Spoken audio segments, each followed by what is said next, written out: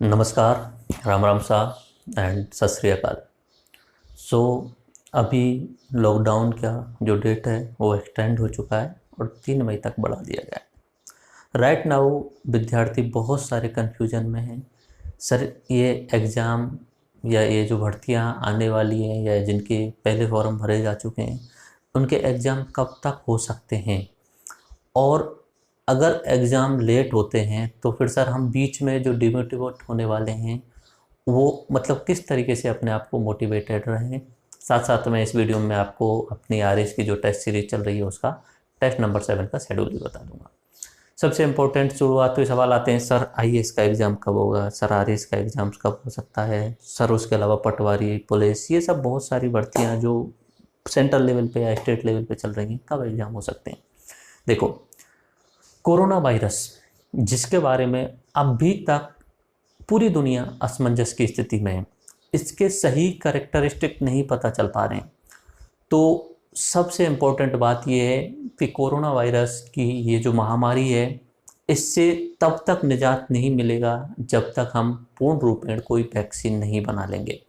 Vaccine बनाने में time लगेगा, इसलिए सभी देश जो हैं लॉकडाउन के आज इस चक्र में फंसे हुए हैं और सभी देश अपने घरों के अंदर हैं, और उसके कारण आज के टाइम पे लोग कहीं पे एक साथ इकट्ठा नहीं हो सकते।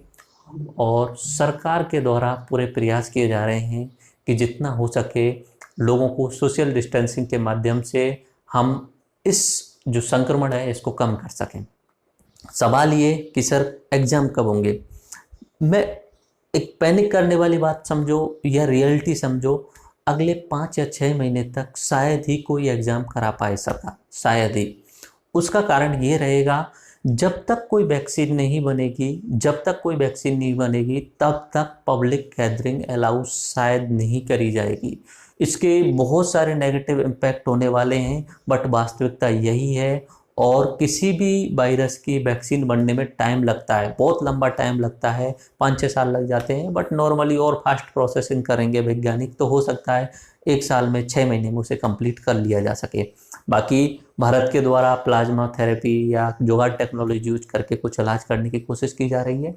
फिर भी आपका एग्ज़ाम की वाली बात जो है या एग्ज़ाम की डेट जो है वो अगले 5 या 6 महीने से पहले नहीं होने वाले हैं। सबसे इम्पोर्टेंट सर आरएस वाले विद्यार्थी जो हैं, आरएस का नोटिफिकेशन कब आ सकता है 2020 वाला, और कब एग्ज़ाम हो सकता है प्री का। डायरेक्टली अगर मैं बोलूं तो 2020 वाला एग्ज़ाम 2020 में नहीं होगा, ये एग्ज़ाम 2021 में जाएगा। तो जिन भी विद्यार्थियों ने हमारे आरएस वाले कोर्स में अपने एप्लीकेशन के अंतर्गत एनरोलमेंट किया हुआ है उनके लिए मैं बता दूं, हमारी तरफ से जब तक ये आरएस का एग्ज़ाम नहीं होगा तब तक आपके लिए वैलिडिटी दी जाएगी। हम अभी तक नॉर्मली 18 महीने की वैलिडिटी देते हैं, यानी जिन विद्यार्थियों ने अक्टूबर नवंबर में भी इनरोलमेंट किया होगा वो सोच रहे होंगे सर प्री एग्ज़ाम के टाइम से पहले ये वैलिडिटी हो जाएगी।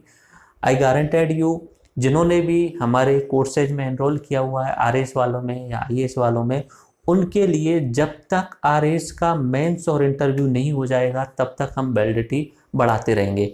राजस्थान पटवार, राजस्थान पुलिस वाले एग्ज़ाम कब हो सकते हैं, मेरे हिसाब से ये नवंबर से पहले किसी भी कंडीशन में नहीं हो सकते। सो आप लोग डिमोटिवेट होंगे इस समय कि सर क्या करें, मतलब क्या जाएं कहाँ नहीं जाएं।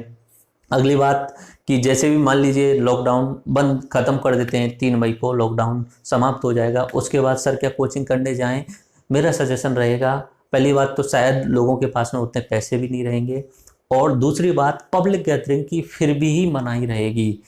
अब सोशल डिस्टेंसिंग एक नॉर्मल बन जाएगा, सोशल डिस्टेंसिंग एक नॉर्मल बन जाएगा। पहले जो होता था ना हाथ मिलाना एक नॉर्मल होता था, अभी हाथ जोड़ना एक नॉर्मल बन जाएगा। आपको ये पालन करना ही होगा, तब तक पालन करना होगा जब तक कि इस कोरोना वायरस की कोई वैक्सीन नहीं बन के आ जाती है, तब तक आपको सावधानी रखनी ही होगी। सभी काम धीरे धीरे खोले जाएंगे, फिर भी अगर गलती से एक भी कोरोना का पॉजिटिव रह गया और उसके कारण और 5 लोगों में संक्रमण फैल गया तो उसके बाद में फिर उस लॉकडाउन को दोबारा से इम्प्लीमेंट करने पड़ेगा, क्योंकि ये ऐसा वायरस है जो कंटिन्यूअसली बहुत तेज गति से जो है वो स्प्रेड होता है। कैसे मोटिवेट हो, देखो बहुत सारी कंडीशंस हैं। सबसे इंपॉर्टेंट तो आपको एक चीज पे समझना चाहिए, समय। समय एक बहुत बहुत बड़ा फैक्टर होता है लाइफ में। समय अच्छे भी आते हैं, बुरे भी आते हैं, और इस समय हमारे देश के लिए, पूरे विश्व के लिए या मानव जाति के लिए ये जो समय चल रहा है ये बहुत बुरा चल रहा है। ओके, लेकिन ये बुरा जो समय है ये हमेशा स्थायी नहीं रहेगा। समय परिवर्तनशील है, कुछ आने वाले टाइम पे अच्छा भी होने वाला है। निश्चित सी बात है, आगे आने वाले टाइम पे सब कुछ नॉर्मल होगा, फिर से मानव जाति बाहर निकल के आएगी, फिर से हम जीडीपी की रेस में जाएंगे, हम जीएनपी की रेस में जाएंगे, और फिर से हम वही पूरा विश्व के लेवल पे हथियारों की रेस में चले जाएंगे। बट राइट नाउ जो कंडीशन है उसके आधार पे समय हमारा एक तरीके से खराब मान सकते हो। फिर क्या करें सर? डिमोटिवेटेड हो जाएं, घर में बैठे रहें? देखो, एक इंसान होने के नाते आपको क्रिएटिविटी नहीं छोड़नी कभी भी।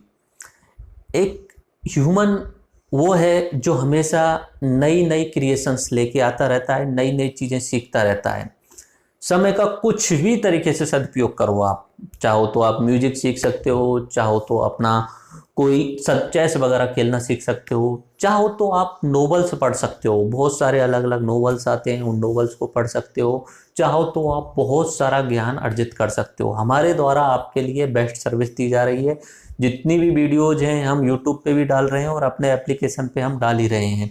ओके, तो आप हमारे 40 घंटों की वीडियोज हैं, उसके अलावा अपनी फिजिक्स की वीडियोज हैं, उसके अलावा भी और अलग अलग सब्जेक्ट की, history, polity, geography, economics, physics, इन सारी सब्जेक्ट की सब जो वीडियोज हैं, कुछ आने वाले टाइम में आपको बायोलॉजी की भी वीडियो मिल जाएगी, फुल वीडियो मिल जाएगी।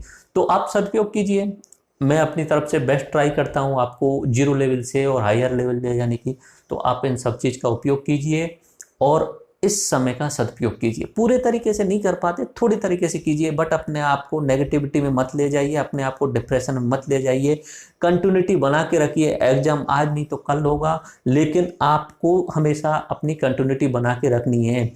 अगर आप उस समय का दुरुपयोग कर दोगे तो दूसरे लोग उस सदुपयोग करके आपसे आगे निकल जाएंगे। कंपटीशन तो होना ही है, डार्विन कभी गलत नहीं हो सकता, आपको कंपटीशन करना ही है। सो आपके लिए बेस्ट टाइम मिला हुआ है, यूज किए इस टाइम को और अपनी तैयारी को कंटिन्यू रखिए। हम आपकी इस तैयारी में आपके साथ हैं। हम हमारे एंड्रॉयड एप्लीकेशन न्यू इंडिया नव भारत निर्माण या टेक्निकल आवारा के नाम से पुराने समय पे जो था, उस पे हम अपने आईएएस एंड आरएएस के पूरे कोर्स करा रहे हैं। उसके अलावा राजस्थान पटवार एंड राजस्थान पुलिस का भी कोर्स वहाँ पे अवेलेबल है। बाकी सारी पीडीएफ जो हिस्ट्री, पॉलिटी, ज्योग्राफी की है वो भी अपने एप्लीकेशन पे उपलब्ध है। आने वाले समय पे फुल कोर्स आ जाएंगे ज्योग्राफी, पॉलिटी, इकोनॉमिक्स के, एंड उसके अलावा बायोलॉजी का भी कोर्स आ जाएगा। तो आप अपने एप्लीकेशन का भी सदुपयोग कीजिए। साथ साथ में आप अपना और अपने घर वालों का ख्याल रखिए।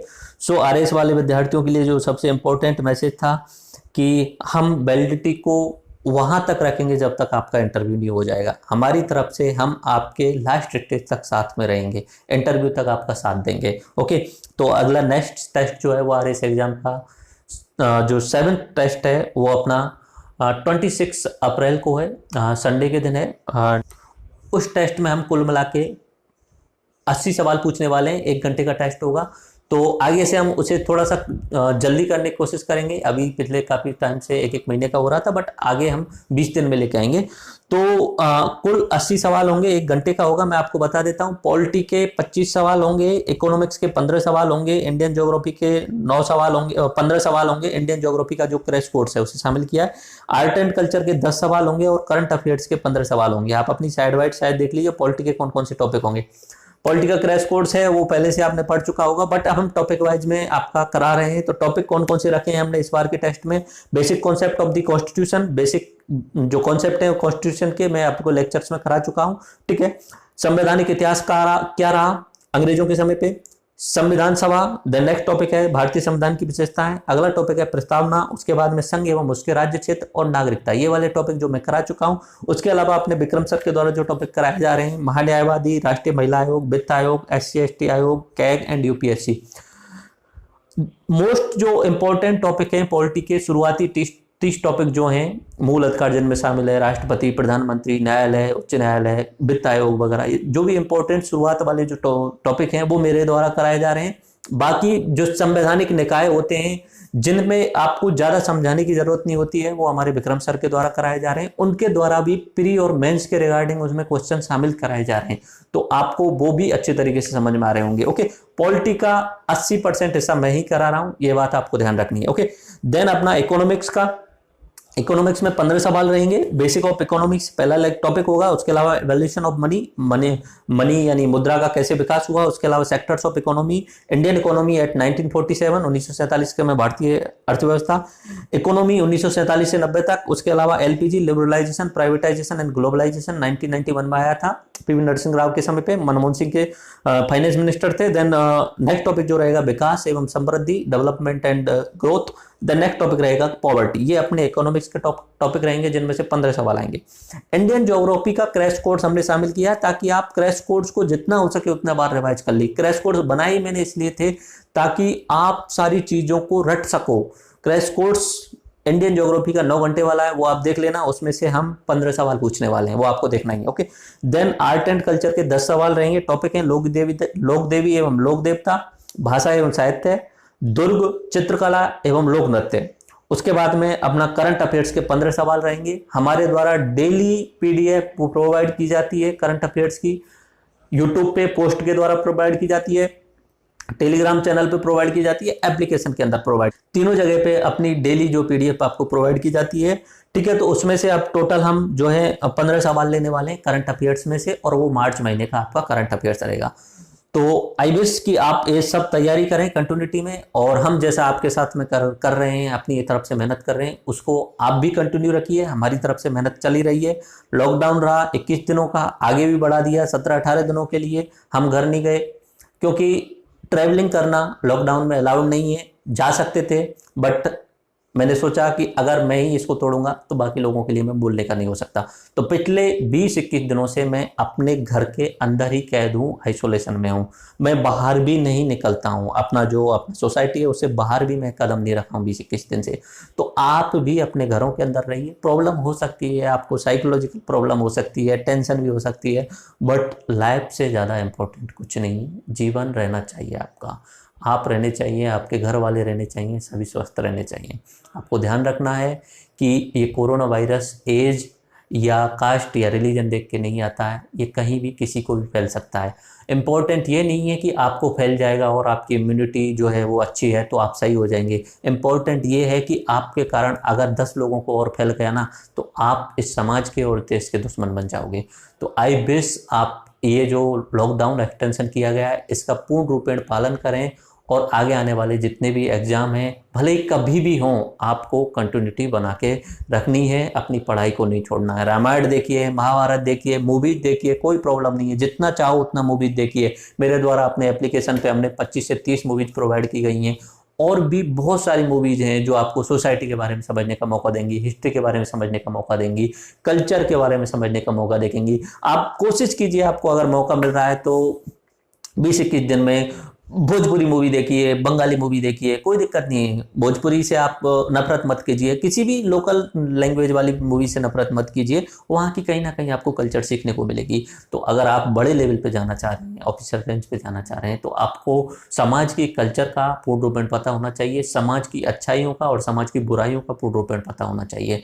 सो आप टेस्ट नंबर 7 के लिए तैयार रहें।